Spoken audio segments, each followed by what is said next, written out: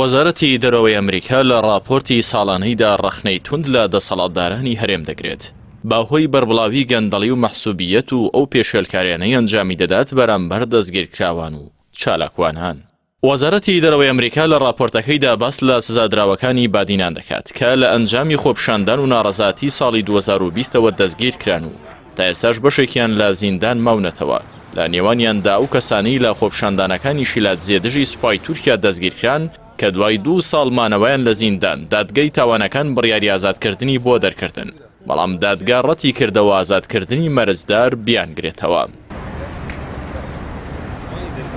هەروەها راپۆرتەکە ئاماژە بۆ دەکات کە بەهۆی خراپی دۆخیان و یاریکردن بە چارەنووسیان 52 کەس کە لە نێوانیاندا چالاکوان و ڕۆژنامەنووسان لە زیندانی چاکسازیە و لێر مانگرتنیان لە مانگی تەمووسدا ڕاگەیان بەر لەوەی لە سێپتەمبەردا بە ناچاری مانگرتن بشکێنن.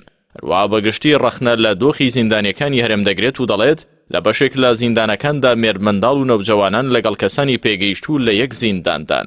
هەروەها خزمەتگوزاری پێویست لە زیندانەکان نییە و شوێنیان تەسکە و ستاندارد نییە. وەزارەتی دەرەوەی ئەمریکا لە راپۆرتەکەدا باس لەوەش دەکات کە دەسەڵاتدارانی هەرێم لە مانگی ئابدا ژمارەیەک چالاکوان و سیاسی و خۆپشاندەریان لە سلێمانی و هەولێر و دهۆک دەستگیر کردو بەبێەوەی تۆمەتێکیان ئاڕاستە بکرێت دواتر ئازاد کران. ئاماژەی بۆ کردووە کە بەرپرسان بۆ ماوەیەکی زۆر هاوڵاتیان بەبێ دادگایی دەست بەسەر دەکەن و ڕێگری و بربەست لە بەردەم کاروبارەکانی داواکاری گشتی و پارێزەران دەکرێت. هەروەها بێ هۆکارێکی ئیداری دادگایی کردن دوا دەخرێت. هەندێک جاریش تۆمەتباران لەلایەن دادگا ئازاد دەکرێن، بەڵام لەلایەن دەستگا ئەمنیەکانەوە دەهێڵدرێنەوە و ئازاد ناکرێن. لالایەکی دیکەشەوە وەزارەتی دەرەوەی ئەمریکا باس لەوە دەکات کە هەرچەندە ئەنجومەنی دادوەری لە هەرێمی کوردستان سربەخۆیە و لە ڕووی یاسایی و ئابووری و ئیداریەوە جیا لەگەڵ وەزارەتی دات، بەڵام گەورە بەرپرسانی یەکێتی و پارتی دەسوەردان دەکەن لە کاروبارەکانی دادگا و دۆسیە ئەستیارەکان.